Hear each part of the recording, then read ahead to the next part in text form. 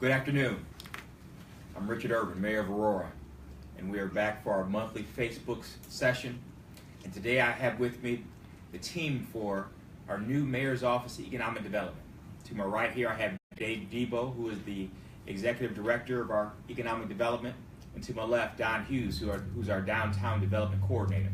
Now, let me tell you that we haven't had an Office of Economic Development for some years. Matter of fact, after the crash, we decided to disband our internal economic development office, and we've been using an organization called Invest Aurora, which is a private corporation outside of the city that helps us with our economic development, bringing businesses to the city, bringing new residents to the city, and what we're going to do is we're creating this new Mayor's Office of Economic Development with these two gentlemen you see here, and we're partnershiping with Invest Aurora so we can take our development in the city of Aurora to the next level. Now, we have a plan over the next couple of years with these gentlemen to make it happen. So, I've been saying that, what I want to see is shovels in the ground and cranes in the air, and doors opening, right here in the city of Aurora. So before we get into economic development and our what we're looking for in the future, I'm going to ask you gentlemen to tell the viewers a little bit about you. So Dave Debo, sure. We're going to start with you, man. Thank you. You are our Director of Economic Development here in the city. Where are you from, man? And tell us a little bit about yourself. I grew up in New York City. I grew up in Queens, New York City. Queens is rough. So I've got an urban sensibility about me. Went to New York City Public High School. Ran track there, and see, I didn't know that, brother. You're a track runner. You're fast on your feet. Huh? Well, actually, a long distance. Oh, you're long distance. I was a cross country runner.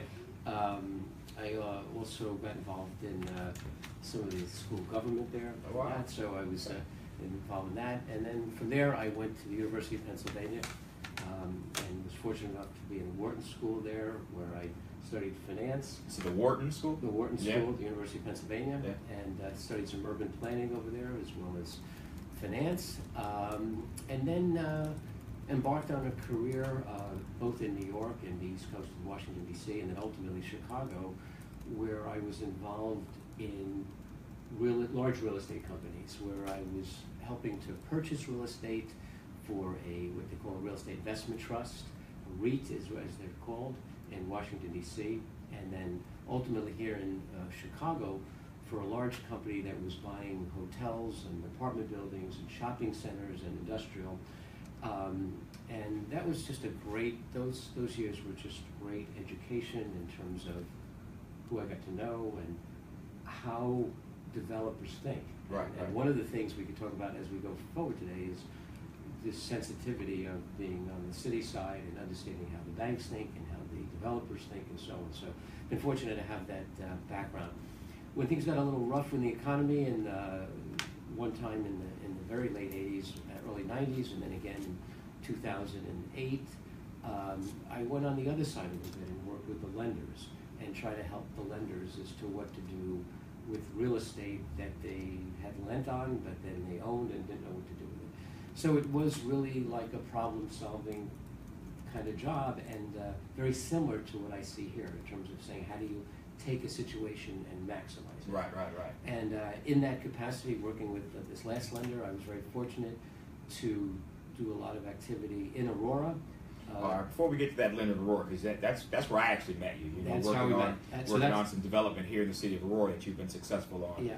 Matter of fact, you helped Rocky Pentozzi bring the brand of Holiday Inn downtown Aurora, Yes. which is a huge win for our city. And the River Street condos, you worked on marketing those and getting them back up and running. Yes. But did you work on Wall Street? I didn't. Well, I worked. The company that I worked with was a Wall Street company. It was called GMS Realty, and Wall Street is a very general term. It's really what I call this kind of high tech finance kind of. They did not have in those days. We didn't have Blackstone, but the company that I was with was kind of a Blackstone kind of company. Gotcha. We were going to Wall Street to raise money. Right. The way the company ran. And in fact, a very similar company was Jerry Reinsdorf had a company called Balcor, and Neil Blum, who's a very well-known real estate person, had a company as well. Now it's called Walton Street Capital, JMB. And what these companies did, and my company called VMS, and what our companies did is we went to Wall Street and said, we have a great project, we need to raise capital. Right. And then Wall Street would raise the money for us. Now Wall Street is so big that they, in fact, buy a lot of the things themselves. Blackstone buys and finances and so on. But, you know, that was my Wall Street interaction, doing a lot of work with a lot of those companies. So when you say you work with hotels, that's hotel development, you know, bringing hotels to a community, and we're talking multi-million-dollar deals, huh? Very large. I mean, the company was the second largest hotel owner in the United States. Wow, wow. So we owned anything from a portfolio of 24 Holiday Inn hotels, which we bought in one fell swoop for, let's say, $300 million. Wow. To a Four Seasons hotel in Santa Barbara. And just because the investors were interested in big, sexy kind of product, big things, waterfront properties, different properties. So I was able to deal anything from a Holiday Inn hotel to a 1,000-room property, let's say one that the audience might have heard about, the Boca Raton Hotel in Florida. Oh, wow. Florida. Wow. So yeah. The company bought that property before I came, and then they asked me to find the second golf course. So I bought the second golf course for that hotel as part of that transaction. Now these REITs, these real estate investment trusts or groups, do you still have relations with them, you know, to potentially bring them to Aurora? I do, and you know, we'll talk about how they look for products, but there are mortgage REITs and equity REITs. I worked for an equity REIT, which was a buyer called the Washington Real Estate Investment Trust, and these REITs target certain areas, certain uses, more so than they used to, very specific. So yeah, there are a lot of investors. The good thing about today is that prices have gone up in a lot of places, and what investors want, opportunity. And it's incumbent on us here in Aurora to show why the economic opportunity, not just for us in terms of how we want to grow, but the economic opportunity is for them to invest here in Aurora. All right. Good. Now let's switch over here to Mr. Don Hughes, who's going to be our downtown development coordinator. Now your focus is going to be on, you know, the downtown specifically. Tell us a little bit about where you're from and about your background. So I'm originally from Peoria, born and raised. Went to Manual High School. I'm sure people in basketball know what that means. Did you play? No, I didn't play, but I still have a lot of Ram spirit. Got you. I went to SIU, Carbondale for my undergrad. I got a degree in sociology. I have a master's degree in urban planning from the University of Illinois. Most of my focus at U of I was on community development, social justice work in urban planning. And so after that, you know, after I graduated from my master's program, I did a lot of, you know, community economic development work, mostly in Peoria. Then I kind of transitioned to real estate a little bit, commercial real estate. I ended up going down to Texas for a few years, and while there, you know, I worked with a real estate advisory firm. They did like tenant services for portfolio clients across, you know, the country. For example, you might have a plastics manufacturer who needed to open up new facilities in different areas of the country, and so we basically took their real estate and found deals for them, found projects for them throughout the country. And then after that, I got back into planning, my roots. Got back into community revitalization. I worked as a neighborhood planner as well. That transitioned me into, you know, being at CMAP, where we met. All right, now let's back up a second. We talk about CMAP in just a second. Okay. All right, back up to where you grew up, what neighborhood you grew up in. Tell the audience kind of where you grew up. Okay, so I grew up on the south side of Peoria, Illinois. I grew up in the Harrison Homes, a housing project. That's right. So that's where I got my roots of and my really home and revitalization. That's where my passion is. And so, you know, it you know, was planted as a seed, and it kind of grew, and it continues to grow in me. And that's what makes me so attracted to Aurora itself. I mean, just so much. I think David touched on a good point. He said you could take any situation and make the most of it. And that's kind of, I would say, my path in life, but also my thought process about revitalization. That's the key. Like, take any situation and make the most out of it. There's still a lot of life here. There's still a lot of opportunities, and we need to make the most of it. All right. Yeah. All right. So, all right. Now let's go back to because I grew up in low-income housing here in Aurora too. Okay. You know, so it seems like we all grew up in similar environments. You know, and made the most of our circumstances. And because of the environments we grew on, we're able to see. You know, we know where we came from, but we see where we could go, and we take our communities with us. All right. So let's talk about where you and I met. You said you work for an organization called CMAP. What does that mean? Oh, the Chicago Metropolitan Agency for Planning is the regional planning agency for Chicago. It is the technical term is the federally designated metropolitan planning organization for the Chicago region. Well, basically, we do transportation planning for 7 counties in Illinois. Don't get me to listing them, but I might miss one. That's Cook, Lake, McHenry, DuPage, Kane, and Will. Okay. And part of Kendall. Kendall, there's some overlap. Right. But and Kendall as well. But we basically do transportation mostly. A lot of the work that I was doing was technical assistance, providing local communities with resources, research, basically manpower, staff power to be able to get projects done. Now, Aurora reached out to CMAP about 2-3 years ago, and you were involved in a project, right? Yes. In a project involving Aurora. Yeah. So you've been hanging around Aurora about the last 2-3 years, Yeah. right? Yeah. You know, but and how you by the same time 2 or 3 years you've been hanging around Aurora. Yeah. Now, you know what our audience may not know is, you know, part of CMAP's responsibility or role in helping the city is to help write plans, Mhm. you know, to improve a city, to take a city to the next level, to help it grow. Mhm. You wrote Aurora's downtown master plan. Road is a strong term. But you're Relatively, yes. I was part of the project team. I think you know, it was really good work, but I definitely gave my all to being a part of that project. So I wrote a lot of the economic development portions of it, working with Investor Aurora, working with a lot of the city staff, and I think that was very helpful in giving us direction for moving the plan forward. So it was. So the plan that we see now, you know, in the booklet that we hand out with the bridge and shows our downtown and where we can be in the future, Mhm. you know, 5, 10, 15, 20 years, you help draft that. Yes. All right, that's what I'm talking about. So you are familiar with Aurora, Very much you so. know. All right. I fell in love the first time I drove through here. The downtown Broadway is one of the most amazing views. I think I mentioned before that so many communities have lost those good bones that they have in the downtown, that pre-40s historic structure. And that's so amazing that you see that here. You see it a lot in the city, but in the smaller communities you really don't see that a whole lot. That Aurora still has it. It's so amazing. All right. Now I'm calling you gentlemen the dynamic duo. Yeah, You sure. know now. I'll take that. So as you can see, folks, that we've got 2 gentlemen here that have a strong history in economic development, and community, and are familiar with Aurora. I mean, neither one of you are from Aurora, but you're familiar with her. Both you fell in love with Aurora.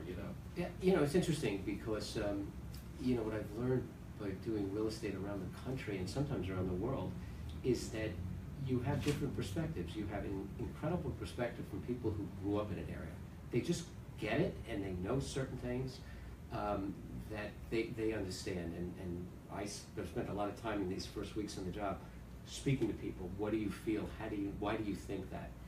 On the other hand, sometimes it's good to have somebody from an outside perspective come in, because somebody might say, well, nobody drives past that neighborhood without this or with that. And sometimes you say, something, why not? And really, so many things that I've been fortunate enough to see in my lifetime have been major changes. Anywhere from, I was fortunate enough to work on a project in Times Square in New York City. And at a time when people had a hard time walking through Times Square. And watching a process where a transformation took place. And so I like the idea of having this kind of yin and yang about a city. And that's a good point, because oftentimes Aurorans can be our own worst enemy. Yeah, we can't by see the nature. forest because all the trees are in the way. Yep.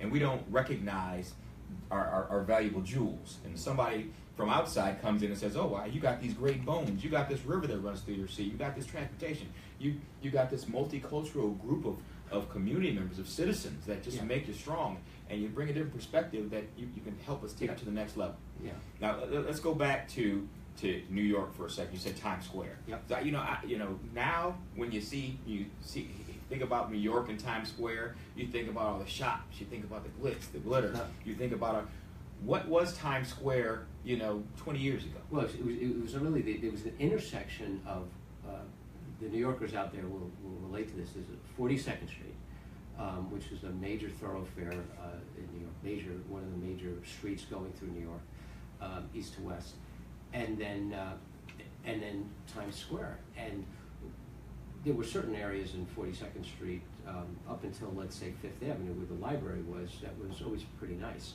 But as you went over the library, you hit this Bryant Park, which now they have these fashion shows, and it's amazing.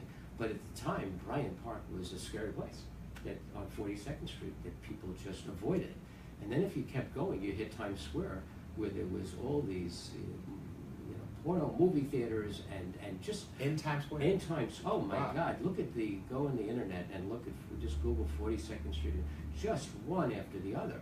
And what happened is the city created a plan there was a 42nd Street plan, there was a Times Square redevelopment plan. Economy got bad, they changed it around. The first time it was supposed to look more like Rockefeller Center. And then that didn't work out, fortunately. And then the city said, let's make the developers put signs up and all this. I mean, they always had some of those flashing lights, but then they made it a requirement on the building. And they made a very key deal with one developer, a large developer called Tishman, to redevelop a hotel. And then all of a sudden, companies that never would have thought the idea that a Wall Street company would be at Times Square was just considered impossible. And they did. And now it's and so I've been blessed in my life, I mean, really blessed in my life, to see transformations happen. So I'm a believer, and certainly believe in it. Now, all right, so, we talk about Aurora in our downtown and what we were 4 years ago, industrial town, where our factories were relying on the river to, carry pollutants, out of our city. Well, we recognize now that's not a good thing, that instead of turning our backs on our river, we have to face our river and recognize it's riverfront property in our downtown.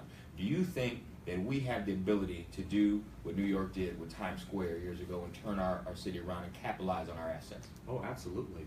I think, like I said, it goes back to, the existing building stock. You have something already here. You don't have to create a new market. A lot of places are trying to achieve this same goal by artificial means, by creating it brand new out in greenfields. But because you have it here, it's already in an environment that it was already naturally occurring. And, to capitalize on the river, just that thought, like it's oriented toward the river. So if you're already oriented toward the river, you have the existing building stock that is what people want today, and you have this synergy of activity that can happen with those two things together. Don is he's a planner, and he's so articulate the way he expresses that, but he's exactly right. I think about, you go somewhere like in Florida, sometimes they have Disney put a new town together called Celebration, and it's funny to me because what they were doing is just kind of recreate what a town in their vision should look like. And here we have like a real town, a real place, real people, real diversity, real river, and to me, it's really exciting to have a real place that has so much potential going forward. But I guess the question, listeners, and a lot of folks like me from Aurora will ask us, why hasn't it happened? What are we missing? What do we need to do to make it happen? You want to take it, and I'll give you my thought. I guess, having worked on the downtown master plan, just thinking through and having heard so many comments, there was never a shortage of people who were just passionate about this community. There was never a shortage of people who were entrepreneurial. Everybody wants to do something. Everybody has this great idea. However, channeling that idea into something is a different story. So it's not that, people don't know how to do that. It's creating platforms and a framework for people to actually channel that energy. I think that's, in my thought, the only issue. Like, what are the mechanisms in place that can help to facilitate? So it's a facilitation role that is key, a coordination role, and nothing really more than that. There are no resources, I could say, to a large degree, that are missing. There are no missing pieces, except for a government, an institution taking a stance and planning, being strategic and thinking through how do you build a structure and a framework for getting some of these ideas to come forth. Yeah, and sometimes it's interesting because things start and then the economy goes bad and then things change, or the whole retail industry changes, right? Overnight, the last 5 years, retail changes. So, sometimes you get started and you got to reevaluate. So I think that it's really a matter of building on successes that we have had. I mean, I'm sure we'll talk about the Paramount, but the idea that a building that very well could have been a white elephant. I mean, was turned into a nationally prominent, incredible place of entertainment. Happened. It wasn't a theory. It happened. And now it's a matter of, which you were doing already by having the Art Center next door and so on, under development, and all the good work that was done by the city and Invest Aurora and everybody doing that. So now it's building on a lot of the foundation that has been created here and the goodwill of this community. You know, sometimes, you know, as mayor, I've been mayor about 8 months now, you know, I think, you know, we have a line of dominoes set up. These bones you're talking about, Yeah. you know, where we have this foundation here, and all we got to do is knock down that first domino, that first real big development, and the rest of it will fall into place. Almost like that, you know, like in New York with that first hotel. Is it Westin Hotel? Westin on 42nd and 8th Avenue. Just next time you're in New York, just look at that hotel, because that's kind of where that happens. But I think that's true, and it's interesting. Now the city was really very involved in very involved in that deal.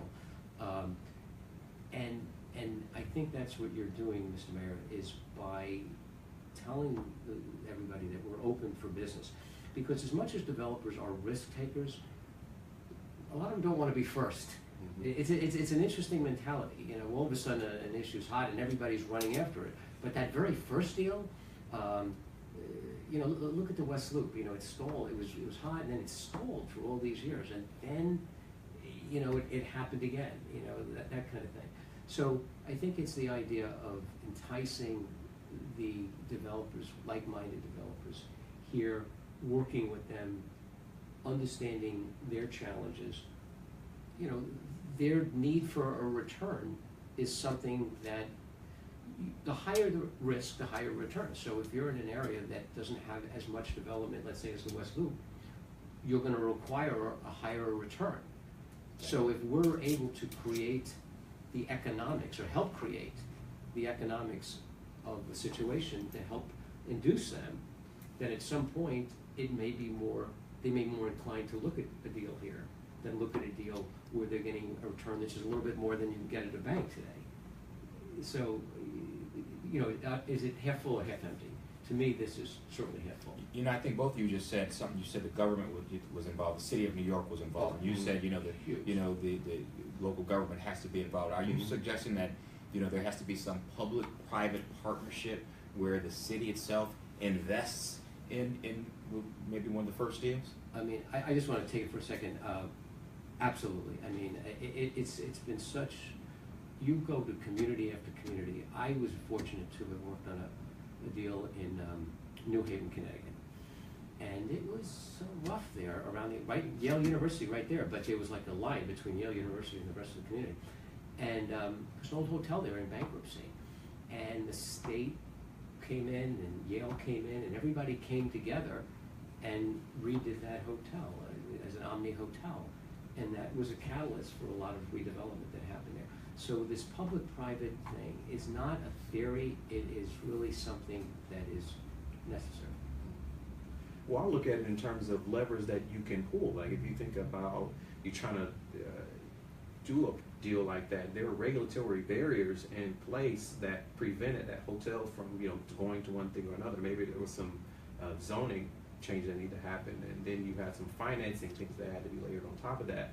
But the complexity of the deal required both internal and external partners to be at the table, fully present, and accomplishing the same goal. And in the absence of that coordination between the two entities, or three entities, or, you know, all the institutional partners and the you know, state government partners, wherever they may have been, it was so crucial because they all had a piece, and then maybe just a small lever they need to pull, but that lever needed to be pulled before it could, and like you say, become that domino that top, you know, tipped everything over. You know, I think the philosophy or the feeling in the past is if a company wants to come to Aurora and set up shop, they've got to spend their own money. You know, our citizens haven't in the past accepted when the government would invest in a project seemingly enriching this developer. You know, is that something we got to get past, or is that? Oh, totally, you have to get past it. I think it's a matter of, I don't want to sound corny, but win, win, win. You know, you've got to look at it. no developer is gonna do anything that they don't feel is in their economic interest. They could love Aurora, they could be happy, but they won't do that. So we've gotta entice them to do that. Now, if we're smart and we understand the economics of our own potential, then we could try to find that line between they're getting a proper return. And the great thing about this information age that we live in is we know what a proper return is. We know what it is. 25 years ago, you might know it, but now it's public. It's C.B. Richard Ellis will publish everything, talk about all that stuff.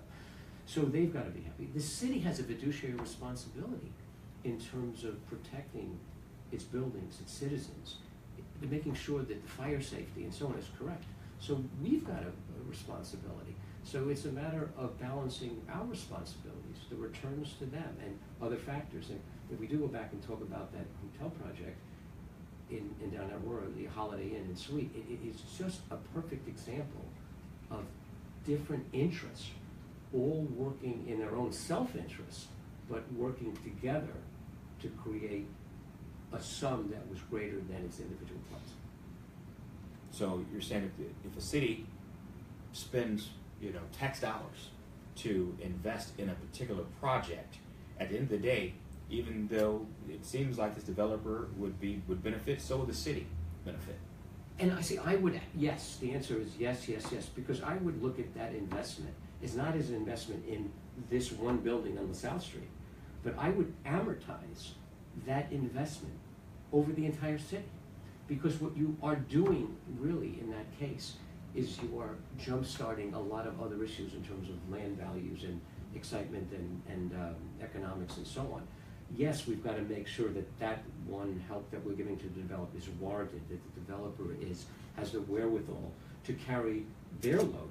In the situations that I've seen where the city has stepped up, the city has required other people to step up as well, because it's skin in the game. Everybody's because it's skin in the game. That was one of the big Wall Street lessons of 30 years ago, because they at some point said, wait a second, to the company that I was with even, why should we go out and raise all this money for you if you don't put your skin in the game? And that's why they changed that way. But absolutely, the city has a perch that they could look at in a way that an individual developer at night would not be able to do it. And to use that perch and its resources wisely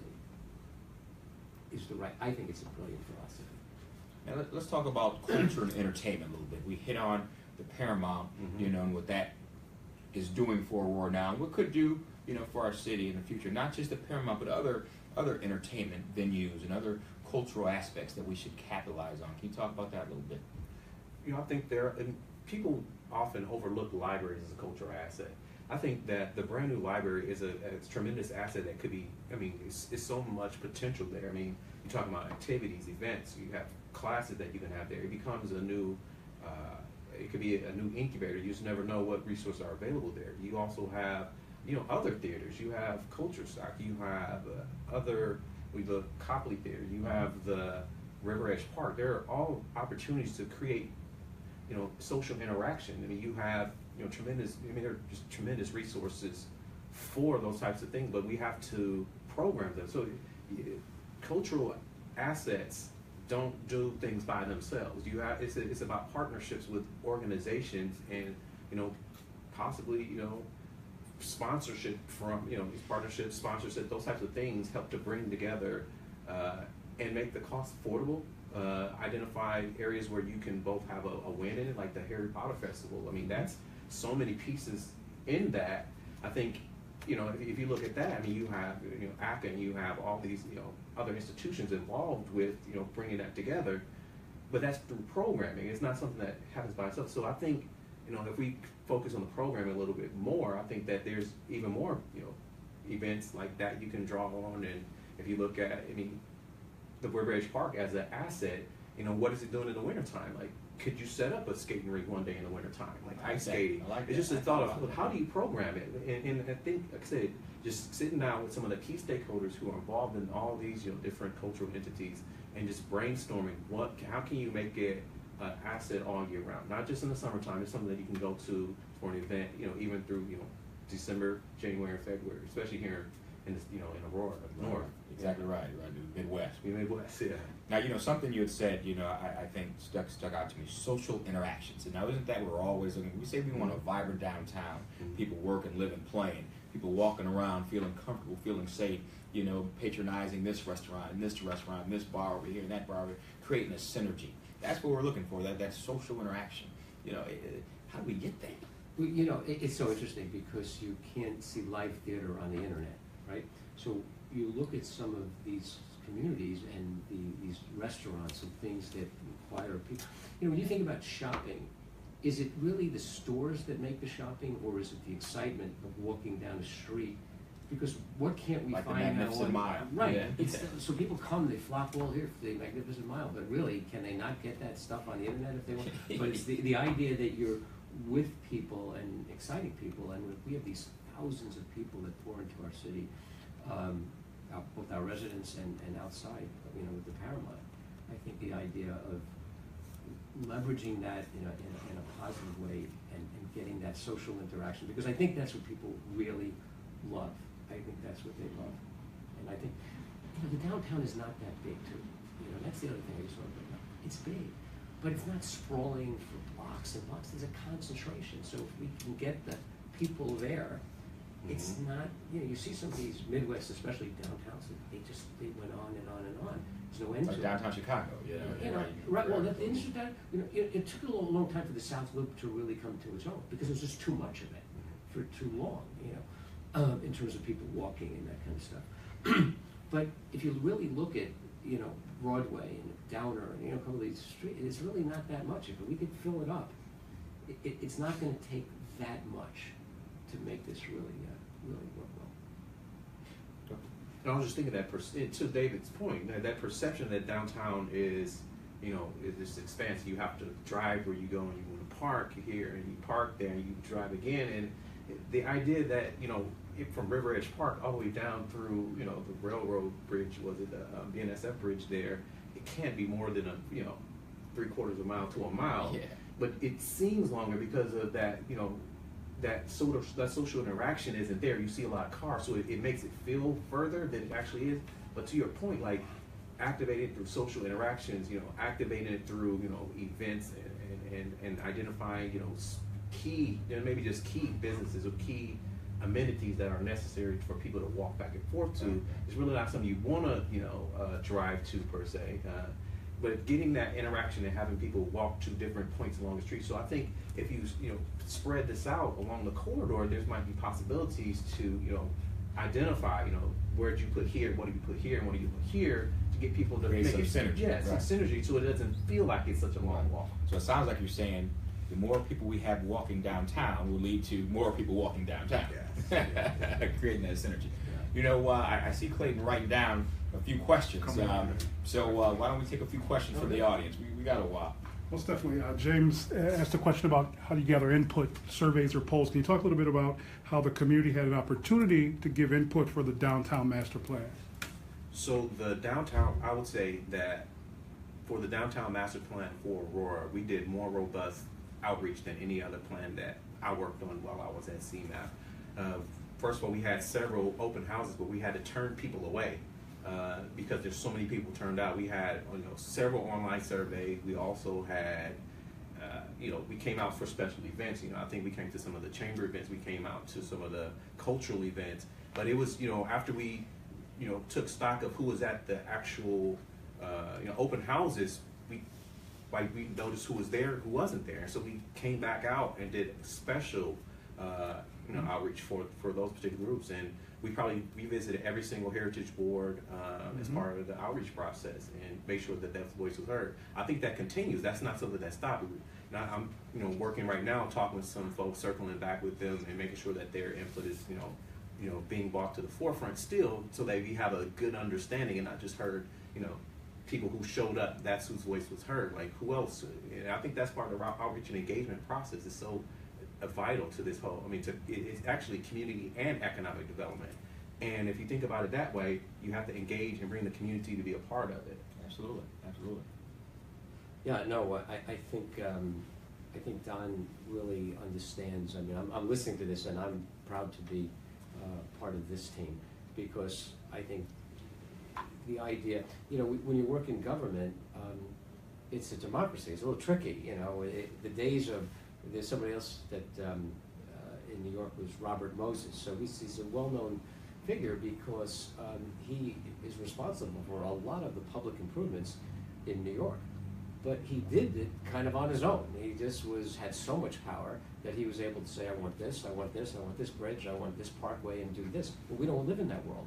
We've got community, and so what the mayor is doing and what Don is talking about is really trying to move ahead like this, but also engage a lot of different opinions. And there's been constant groups, and I, just coming in from the outside, listening to all these different organizations, and I love the word that the mayor uses and Don uses, stakeholders, because they all have a say in this thing. And it takes longer, and it's a little more frustrating, and it's easier to do it the old way, but we don't do it that way anymore. So it's a win-win when you could do it, because you really do get the advantage of this incredibly diverse community. You know, and one opportunity we had for stakeholders to you know, weigh in on our future is my transition plan. And one of the most important parts of the transition plan was the economic development section, which was actually cut up into two sections: a citywide economic development plan and a downtown economic development plan. So, you know, I think it's important that we have citizen involvement and stakeholder weigh-in. So when people buy in, you know, people are more excited. You know, people want to participate more, and it's easier to reach a goal. Absolutely. As I said, it's more cumbersome. You know, it's easier, like they do it, let's say, in the Wall Street way. I like this deal, we're going to buy it and go, and it's easier to do it that way. And we could have the developers on that side doing some of that stuff. But from our standpoint, I think you get a better conclusion if you Absolutely. involve a lot of other people. Government, absolutely. Question? Great segue, Mayor. Since we talk a lot about downtown, but what about the rest of the city? What are the plans for Lake Street, Farnsworth, and bringing businesses into the neighborhoods? You know, that's our gateways. You know, the Lake Street, Farnsworth. You know, so you know, can you guys talk about some of the plans that, you know, you guys talked about the downtown master plan, but did any of that kind of reach out into the city as a whole? So yes, when we actually, one of the recommendations for inside the downtown master plan was to do a comprehensive plan which engages the entire community. So that will look at land use and economic development in the citywide capacity. So it wasn't lost, it was just outside the scope of the project, but I wish we could have gone a little bit further outside of the downtown, but we definitely emphasized the fact that downtown happens in the context of the larger city, and that work must be still done. And, you know, it's more work to do, but it's the first phase of the process. Sometimes you have to get an easy win or get a measurable project that you can, you know, size up and get it done in a reasonable amount of time. Comprehensive plans take a long time, and so to that end, it'll take a lot of stakeholder input, and that work is yet to come. But I think that that's essential work. I think, to your point, you know, the strategic direction for, or if you really think about land use, it has a 30, 40-year time horizon. I mean, you have to make decisions now for then. Wow. Yeah. Now, and I believe the city of Aurora is going to engage CMAP yet again to come and give some plans on expanding on the original plan you did, right? Mm-hmm. Yeah. Look, there's a lot of activity all over the city in downtown, and there's a lot of discussion about some areas around Farnsworth. Yeah. There was a lot of things spoken about there. Certainly on Orchard, Galena.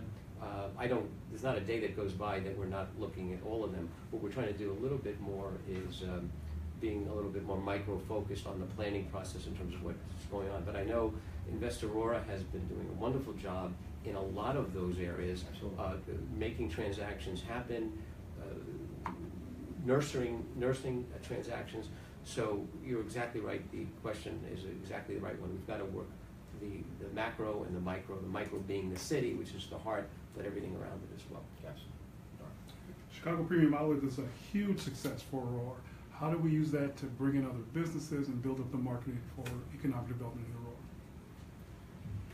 Well, it is, again, you know, just an incredible success story. I mean, to double the size and to still have this kind of volume, it's just incredible. And even at the same time when Rosemont did their thing, and they still did it. So it just says tremendous, demand.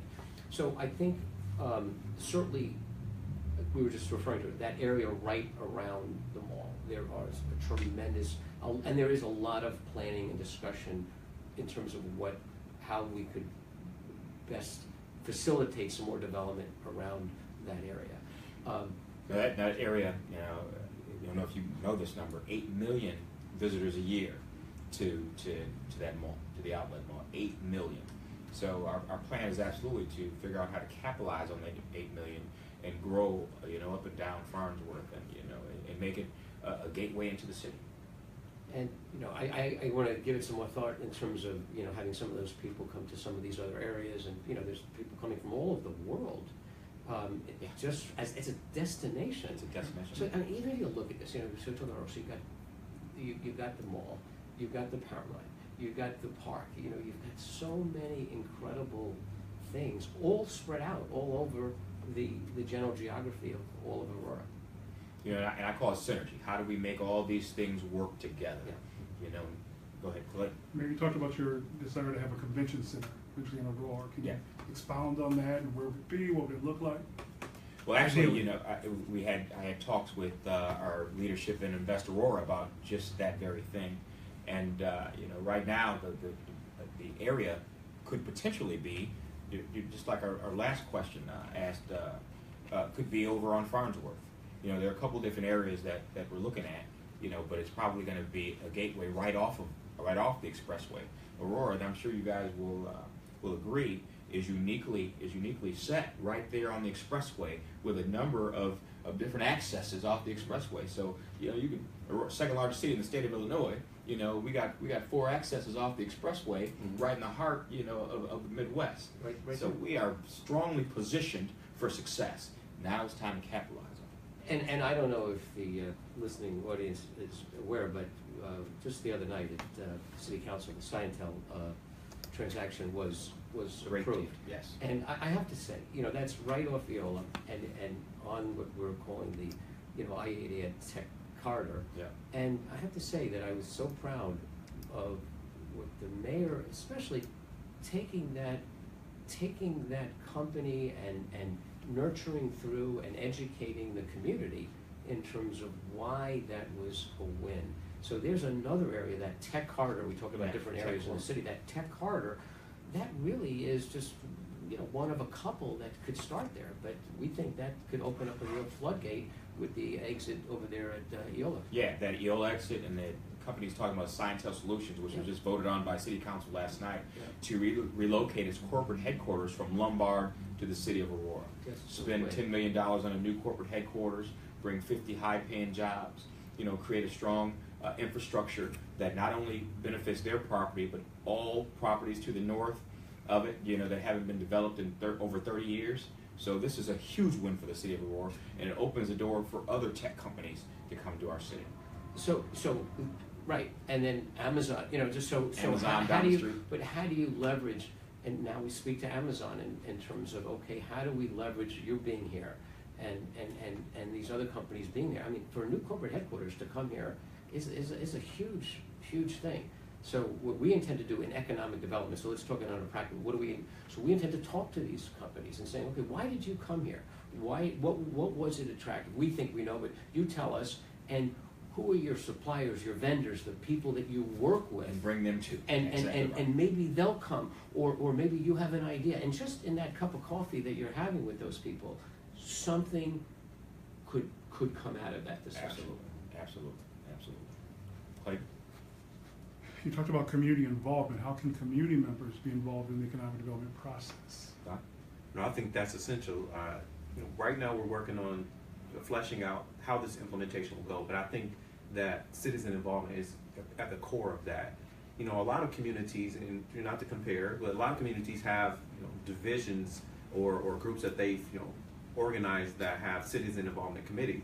Well, I feel like the citizens of Aurora are already involved in a lot of things. How do we form that loose association of residents who are very passionate and committed into a group that's within another body. Maybe it's part of Aurora Downtown. Maybe it's part of another citizens council that is created out downtown. But I think that they are the greatest ambassadors that you have for this community. They will show the story of Aurora to everybody else whoever wants to visit, but because they are passionate themselves, it becomes a place where they can voice their concern. I think we need to keep that door of communication open, and I mean, maybe it's something new, maybe it forms as a part of another organization, but I think it's essential that we form something that is about residents, about people who live here and who are committed. So that's something we're looking to form as part of the economic development strategy. Right. Another question? Yeah, before we close out, how does economic development connect with individual economic and income? And how does that play into the growth of a community? I think that's done through partners like Wabansi. Wabansi is so important to this community, and the fact that it's downtown, Aurora University too. I think you have to look at your workforce partners and how the job that you bring in, how people who live here can qualify and be able to work in those jobs. And so it's part of the entire workforce development is part of this entire, what I call an ecosystem of economic development, where you can, like I said, not leverage, but work with your workforce partners to be able to get people prepared and trained for the jobs that are in the community. And if you don't, I feel like on the other side of that, if you don't prepare them, people from outside will take those positions. And so, what we need to focus, I think that's an important focus. And, we've been in conversations with Wabansi and other partners to, identify exactly, how do you link these two things together. I think that'll be crucial going forward. Sound like you said economic development equals jobs. Yeah, pretty much. I mean, if you think about what in economic development, when you create a small business, if you think about the way our economy is built, the American economy is built largely off of a small business. A vast majority, I want to say somewhere over 80% of of employment is in companies that are smaller than 500 employees. And so if you think about it that way, if you support small business, you're actually creating jobs. You are giving them, businesses opportunity to expand their operations, to expand to new lines of businesses, just so that they can put more people into there who, it benefits Aurora all around. I'll take the last one before we close out here. In 10 years, where do you see Aurora? In terms of growth, in terms of our downtown, in terms of position in the Midwest. I'll just, as you're thinking about it, I see it being a leader because it's so unique. Here we are close to Chicago, but not a suburb, but exactly of Chicago.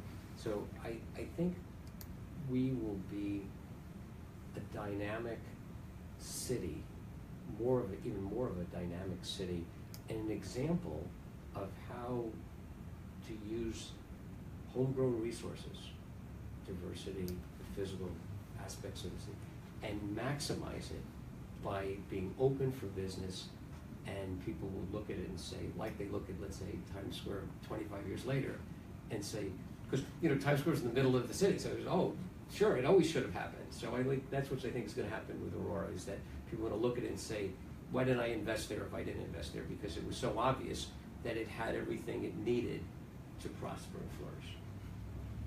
I can see it'll be a destination. I think it's a home destination. It'll be a work destination. It'll be a cultural destination for a lot of people. And I think that we have a lot of great assets, a lot of opportunities that are really coming up right now that'll make it. It's already starting. So it's about supporting and continuing to build on that.